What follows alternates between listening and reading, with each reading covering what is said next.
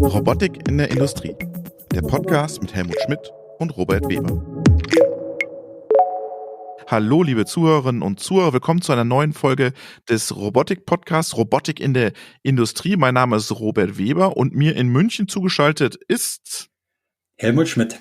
Hallo Helmut, grüß dich. Wir haben heute eine spannende Folge. Fusey, Logic, Robotics, haben wir beide noch nichts von gehört, ist uns dann über LinkedIn im Stream angezeigt worden und der Hans-Michael Krause von Bosch Rexroth hat sofort geschrieben, macht mal mit dem ein Interview mit dem Ryan. Das ist was ganz Tolles, was die machen. Dazu aber mehr im Hauptteil. Bevor wir starten, was hast du im aktuellen Teil, Helmut? Ich habe eine sehr interessante Mitteilung gelesen, und zwar eine Erweiterung der Zusammenarbeit von Varta, aber nicht mit irgendjemandem, sondern mit Softbank Robotics. Warum ist das so interessant? Varta ist im Moment der Batteriehersteller für den humanoiden Roboter Pepper. Und beide haben jetzt entschieden, im Prinzip eine neue Batterieplattform aufzubauen. Ich nehme an, im Fokus natürlich für autonome Robotics. Ich gehe stark davon aus, dass Softbank natürlich Nachfolgegenerationen auch von dem Pepper bringen wird. Dort ist ja wahnsinnig viele Milliardenbeträge stehen ja dort zur Verfügung. Und super spannend ist natürlich, dass Varta als einer der Rising Stars der deutschen Batteriefertigung und Entwicklung dort Bestandteil ist. Und ich freue mich, dass wir da nicht ganz den Anschluss verloren haben, wie bei vielen anderen Batteriethemen, die ja nach Korea abgewandert sind oder Japan und China. Deswegen fand ich das super spannend und bin sehr gespannt, was dort auf uns zukommt. Sehr schön. Ich war ja auf der Hannover Messe jetzt die ganze Woche.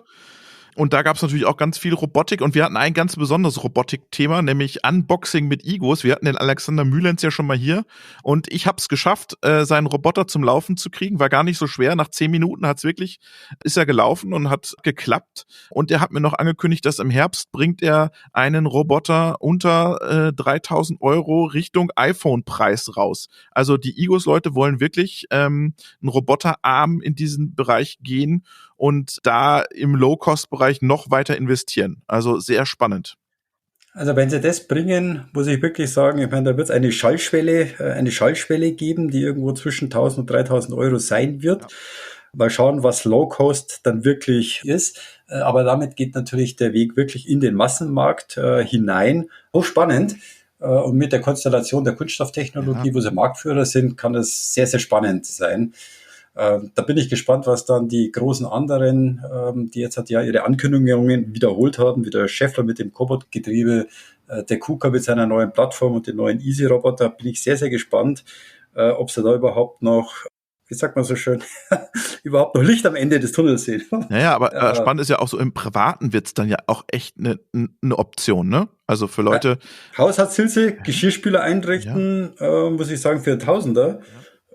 Ist das cool machbar, wenn der durchhält. Ja, oder auch wenn du 3.000, wenn du Hobbybastler bist oder keine Ahnung. Also da gibt's ja viele Anwendungen. Er hat mir dann von dem Roboter, den bestehenden, noch ein paar Anwendungen genannt. Die Superwurm-Anwendung, der ist bei der Angel bei Superwurm. Das ist eine Firma, die züchten Regenwürmer und da pickt der Roboter sozusagen die Regenwürmer vom Fließband. Ja, also eine kuriose Anwendung. Gibt's auch ein YouTube-Video, Superwurm und Igos mal googeln. Da kannst du dir das anschauen, was der Igos-Roboter bei Superwurm macht. Ja.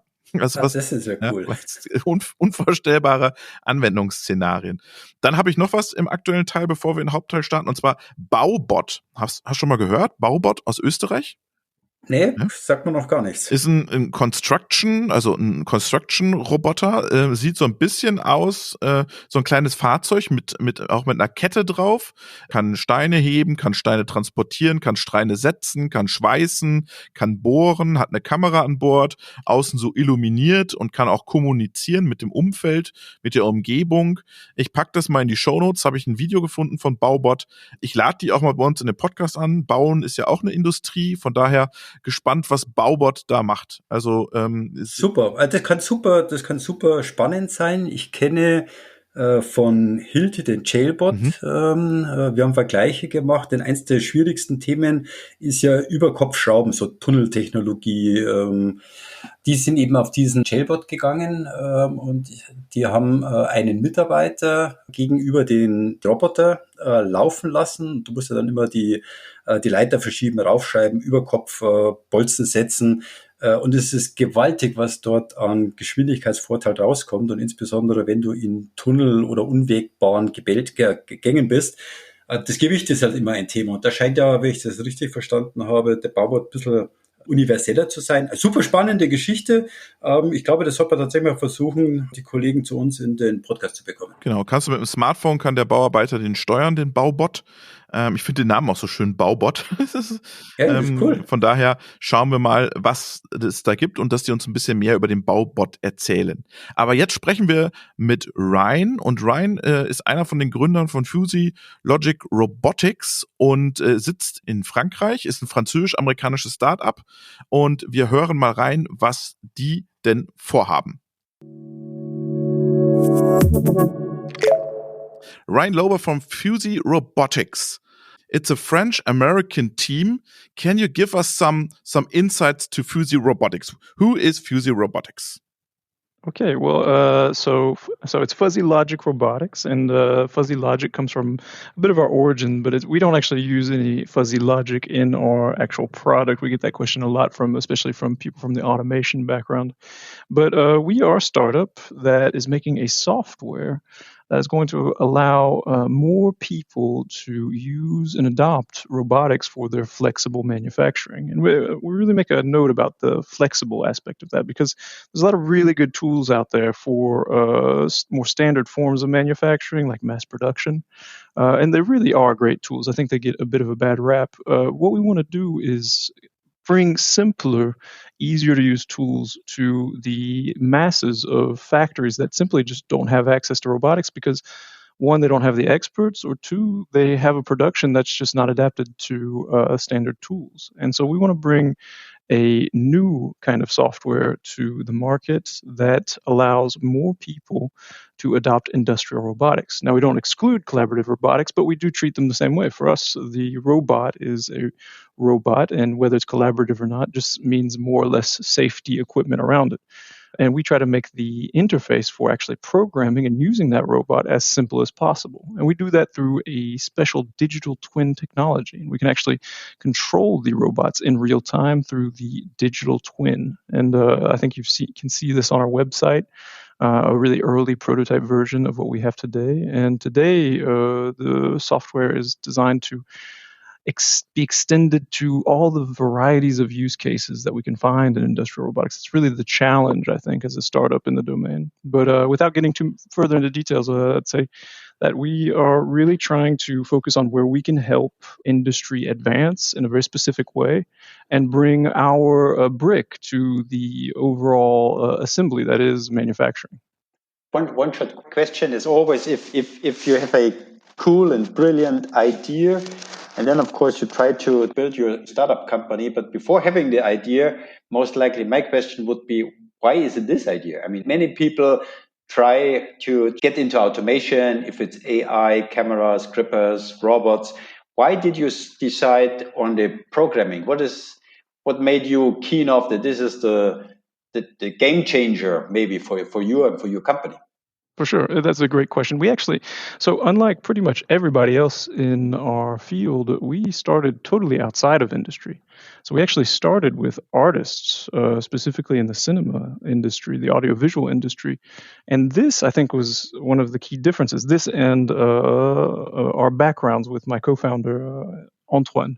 What we had was basically a scenario where an artist, or multiple artists, without having ever seen a robot before in their life, had to reprogram that industrial robot 20 or 30 times a day for very complex trajectories. I mean, these are things that are difficult to do even for standard software. And they had to do that every day. I mean, so we were the ultimate extreme challenge of, let's say, flexible production, where we're really reprogramming the robot all day long, and it's a total novice. So this was sort of a unique challenge that was in front of us. And I think had we started in industry, we probably would have created a really complicated solution that engineers love, because engineers like complicated things, and that's because they do complicated things. But what we had was an artist who needed something extremely simple, orders of magnitude simpler than anything that exists. And since Antoine and I come from a background of optimal control, reinforcement learning, things like this, basically how you make robots easier to use, we were able to bring that knowledge to this specific problem.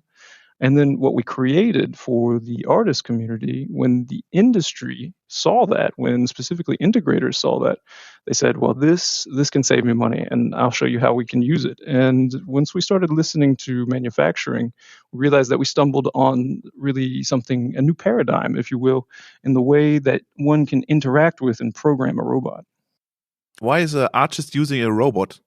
Why? So they're using the robot to actually, they put a big old cinema camera on. So these are about 10-kilogram cameras, and they film things in very precise and fast motions, but most of all, they do it repeatably. So they're going to do the same motion over and over, and that's mostly for special effects and things like this, but it's very difficult to do. And so an industrial robot is a perfect tool for that. And really, it resembles many applications in industry, like non-destructive testing, inspection. They're very similar things, just maybe a little less in the high performance domain. I mean, I've been running Universal Robots, so I saw the robot dancing. If you say artists, I of course also think on dancers. Were these some of the projects you have been part of? So just on social media, you see dancers and performing with a robot. Is this what can be of benefit to make it easy to follow up the moves of the dancer and the interaction? But unfortunately, no, those are very cool videos for sure. We're actually probably a little bit more undercover, things you might not notice, but in a lot of commercials for major food companies and things like that. And these are the studios that are actually filming those commercials. And to us, they seem like very subtle things, but they're very important for that particular industry. But I think the key aspect of all of that was really putting an industrial robot, specifically a KUKA robot, in the very first case we had, in the hands of a director, in the hands of a cameraman, and allowing somebody who's never seen a robot before to program it.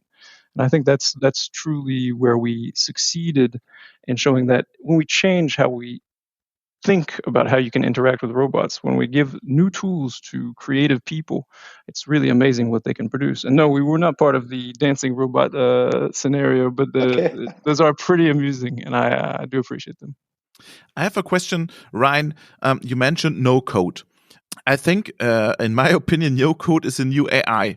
What do you think?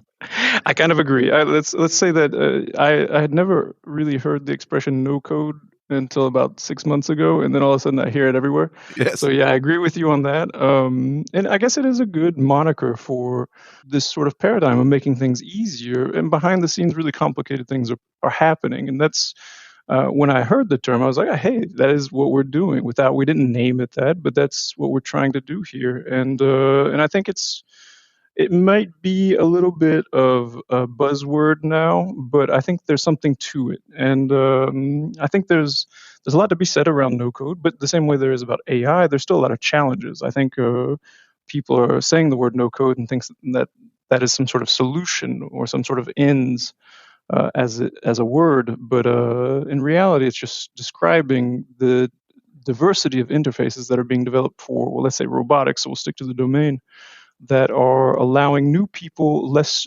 expertise, less people with less training to use pretty complicated technology. So how do you translate the code from KUKA, Universal, ABB to your interface? But you need a translation. Right. So I think the big difference between us and everyone else is that we actually, thanks to our backgrounds, were able to develop a universal real-time control system that actually takes over the control of the robot. So rather than generating proprietary code and then uploading it to the robot and then executing it, which is, I would say, the standard way of doing things with offline programming, we actually plug into the robot with our real-time software and control the machine. We're actually doing the motion profile generation, the trajectory generation, and this allows us to ensure the same motion regardless of the make or model of robot. And why is that important? Well, that's important because when we're doing high-performance applications like complex grinding or welding, if we change robots, then we will change entirely the application. And with our software, we are able to ensure that if you change robots, you will have the exact same application as long as the robot is physically capable of executing the same movement. So you go into the heart of the robot, you go in the controlling unit. Exactly. So we are actually connected to the real-time protocols of the standard OEM bays, the robotic control units. And these are all standard protocols that are supported by the robot manufacturers. But we did the heavy lifting, let's say, of actually redoing the motion control layer. And that enabled us to provide our clients with this universality at the motion level. So it's not just generating different programs in different languages. It's truly universal motion control.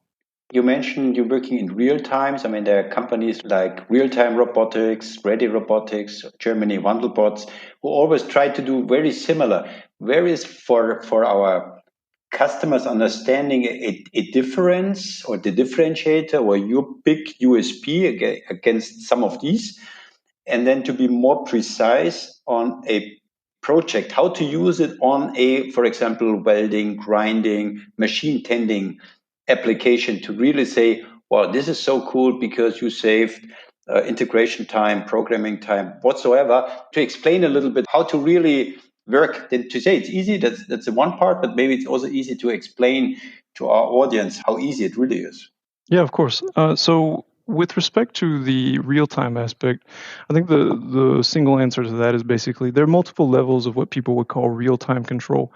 If you talk to an automation expert, there's actually strict definitions for what it means. And we're doing hard real-time control. So this is millisecond control, deterministic. And that means that we're really at a level of precision and accuracy in our motions that we can't get with, let's say, soft real-time control, which we might find with, I would say, sort of more open source solutions like ROS Industrial and things like this, which are all great solutions, but they have their limitations from a technical standpoint. But without getting into those details, I think what's important is that it's not just about the control aspect. So actually creating the universal real-time control was the unlocking element. It was the key to unlocking basically Pandora's box of what needed to really be done. And that was the whole pipeline from your actual CAD models, let's say the piece you want to do your operation on, all the way to actually deploying it in production. And what we do that's maybe a little different is a single software that allows you to go from your CAD models, from your 3D environment, from the design phase all the way to the production phase, all in one software and for all of the robots. And so, yeah, there's some elements that are very similar in terms of arguments to other solutions on the market. And I think that all of the solutions that are currently on the market have their specific place. They have a really good application in which they can bring a lot of gains. Our goal was to provide a software, a unique software-only solution, so there's no proprietary hardware, which allows you to go really from the conception, the idea that you want to automate, all the way to the factory floor in the same environment. And I think that's a game changer for the industry as a whole, because that means that integrators can swap between robots, reuse applications in just a few clicks. I mean, we can do things in our software that would have taken days with standard tools, and those are days of engineering time, experts. And now anybody can have access to those same functionalities in a couple of clicks. And this is mostly for applications in the finishing, surfacing, grind, anything that has to do, that's fairly trajectory heavy and where we can automate a lot of things from the CAD and parametric surface and contour information. So a user buys a software and a hardware product from Fuzzy Robotics? Just a software. Just the software, okay. And which standards do you provide? Because you mentioned you have a CAD system. Do you provide STEP, or what is behind? So we support up to 40 different, I think the last count was 41 different CAD file types. All of those can just be drag and dropped into the 3D scene, and you can assemble your robotic work cell in just a few clicks. It's all very visual. It's designed to be simple, but also designed to give precision to those who need it. So if you want to design your cell down to the millimeter so you can actually go and produce it, then you can do that. And what is your programming background? Is it because I read there's the gaming industry influence? Is there a gaming engine behind? So I won't get into the details about what's in the guts of the software, but let's just say that we have an enormous regard for the game industry, because what I think what they've done is create a very complex user interface into something that literally anybody can use and have fun doing. And if you think about a 3D game, the amount of information that's presented to a user in a fun way is incredible. And I think that we can definitely get a lot of really good practices out of what they do. And I think what we try to do is get inspired by software that we love in our daily life as well as in our professional life. I think 2 episodes ago we talked with Albert, and he also using a gaming engine for his robotics solutions. You remember Helmut? Yeah, Nvidia. I think he's working with Nvidia, and also he mentioned the same like you. I mean, there's a huge open source community working on gamings, which could be very interesting for automation as well, which more or less you are just confirming. So that's cool to hear. What I would be on top interesting, of course, all these ease of use programming is due to misusability. So the cobots try to get ease of use into the product, but all the new companies more or less compensating lack on the robot producer. Why I'm saying this, because we read, I think last week or 2 weeks ago, KUKA is offering a new software platform for the upcoming solutions, and all the most likely Yaskawa, Fanucs and so on understood that the way they are programming the robots today is old-fashioned and maybe cannot be scaled for the future or do-it-yourself automation. So what would you see as the biggest threat, or is it not possible that what you did with the excellent ideas normally is because it's missing on the robot side? What would happen if the robot producers say, actually, this is what we missed all the years, and step on the same way? Or is this so not a thinking scenario? Well, I think this is a fairly common question that any startup in the domain gets asked. It's a good question. It's a totally valid question. And I think that the robot manufacturers are already trying to make their robots easier to use. I mean, we see this with the more modern interfaces, the software APIs that they're providing. I mean, I really think they're taking a step into the next generation. That's not a problem. But the problem remains that each manufacturer is doing their own specific thing to make robotics easier to use. So if you make 10 different manufacturers easier to use, you still have 10 different ways of doing things. And I don't think it's a bad thing. I think the robotics industry is really, we're just the very tip of the iceberg in terms of what we're going to see over the next couple of decades in terms of robotic adoption, because out of the millions of robots that are already in service, there are so many more that are going to be deployed to smaller factories where they have practically no automation, because I think software is going to start making it easier. And I think that all of these solutions have their specific place in that future because of the vast array of applications that robotics can be used in. And I think that the applications that we see today are, again, just the beginning. We talk about robotics in manufacturing, but we get contacted by people outside of manufacturing all the time, specifically in the construction industry. And that's what it kind of brings me back to an initial point, which is something that really motivates us, which is when you make robotics easier to use, it is amazing what people will come up with. Creative people will turn your technology inside out and use it for something amazing. And I think that's what everybody's kind of working towards, or at least that's what we're trying to work towards. And I think there's space for lots of different solutions to that. And I think that the manufacturers moving in this direction is just going to make our lives easier, to be honest with you, because it's going to make our software development even faster. We'll be able to develop better features, more features, and I think it's something that could be very cool. How do you want to sell the software? I don't think that the robotics companies will sell your software. Do you work with the integrators, or what is the plan?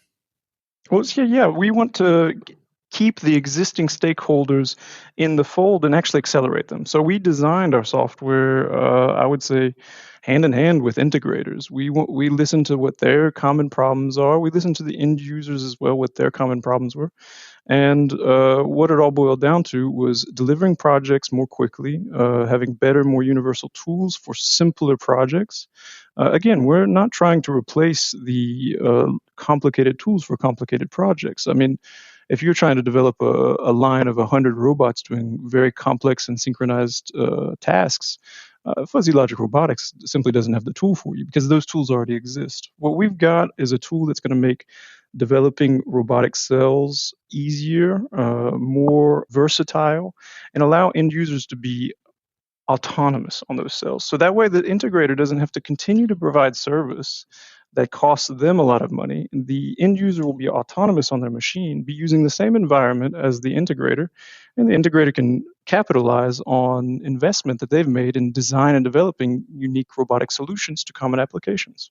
So we really want to keep the integrators and the end users in sort of one universe, and we believe that our product really comes in and will be an enabler for the SMEs, the small and mid-sized manufacturers who can't adopt robotics right now. And that's why we worked hand in hand with the robot manufacturers to address new use cases for these small companies that need a simpler, more efficient solution. They're not looking to squeeze the last millisecond out of every cycle. They're looking for something that has a quick setup time and they don't need months of training to use. So you want to go on the small and medium-sized companies, that's clear. But at the end, the robot companies invested also a lot in UX, usability, programming, and at the end for nothing. Because then there's a game changer, maybe Fuzzy Robotics, and they invested a lot of programming and usability to also go in the market, and you will shut down the market. Is it? Is that the end? Let's say if this eventuality comes into play, it's a great problem for fuzzy logic robotics. But I think that if we're realistic about the robotics market and given its potential size, I don't think that again one solution will dominate over everything. And because the reason behind that comes from sort of a technical reasoning, in that companies have tried this, and this is what creates very complex, heavy software solutions, is trying to respond to literally every possible use case. And I don't think that's the solution that's going to set us apart. And so we try to stay focused on providing value to the underserved applications, to the underserved markets. And I think that that will be totally complementary to the investment that other companies will make, not just big companies, but also startups. How do you see totally different niches? I mean, automation, everyone most likely knows what is automation in the industry, in the robotics industry. But if you talk now about game changers like sustainability in food and agriculture industry, service, hospitals, restaurants, pushed through pandemic, many changes will happen.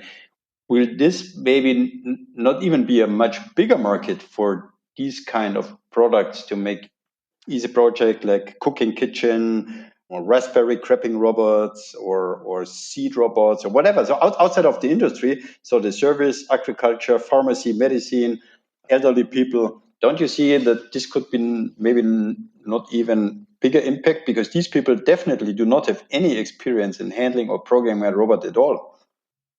Absolutely. I mean, that's what comes back to what I was saying earlier, that when you make robots easier to use, I don't think there's any way for us as people that are very ingrained in the robotics industry to fully predict the potential of those kind of innovations. And I think the analogy I like to draw is when Apple and Microsoft started making graphical user interfaces for computers.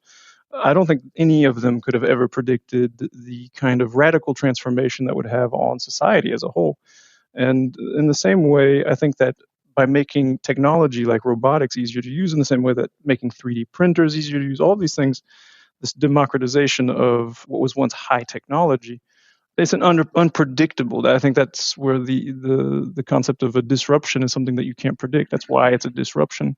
And these particular markets, these sort of emerging markets or these emerging use cases, are exactly what you're talking about. This is the kind of thing that there's no way to predict how people will use it, but it's going to be crazy what they do. That's all that you can truly predict, is that you're going to be impressed and astounded by what comes out of it.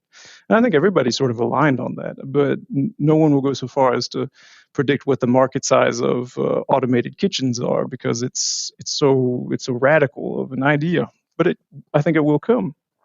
Cool. Ryan, when I can buy your solution in Germany? But we will be deploying in the very near future in both France and Germany and Europe after that. We're focusing on some key initial clients right now as our first test deployment among mostly large accounts, but let's say without giving away too many interesting secrets in the very near future. Okay, thank you very much and good luck, Ryan. Thank you guys. I really appreciated the conversation. Thanks a lot, Ryan. Thank you. Das war eine spannende Folge, finde ich, mit Ryan. Ich bin gespannt, wann Sie Ihren ersten Key-Kunden in Deutschland präsentieren. Er hat uns ja gesagt, er will uns dann informieren, wenn Sie diesen Key-Kunden haben. Aber diese Durchgängigkeit, wenn das wirklich so funktioniert, Chapeau. Also das ist schon ein toller Ansatz, den Sie da fahren. Hey, das ist super, super spannend und super interessant und es unterstreicht, wir haben es ja angesprochen, das Thema No-Code-Robotik, was plötzlich in vieler Munde ist, dass auch die dort einen super interessanten Ansatz finden, noch dazu die Universalität mit allen möglichen Robotertypen zu kommunizieren, weil sie so tief in die Steuerung eingeben. Also Chapeau, wirklich tolle Geschichte. Und wenn wir den ersten deutschen Case haben, sollte man da nochmal Lessons Learned lernen. Auf jeden Fall. Perfekt. Schöne Grüße nach München, Helmut. Ich wünsche dir was, alles Gute und gute Zeit.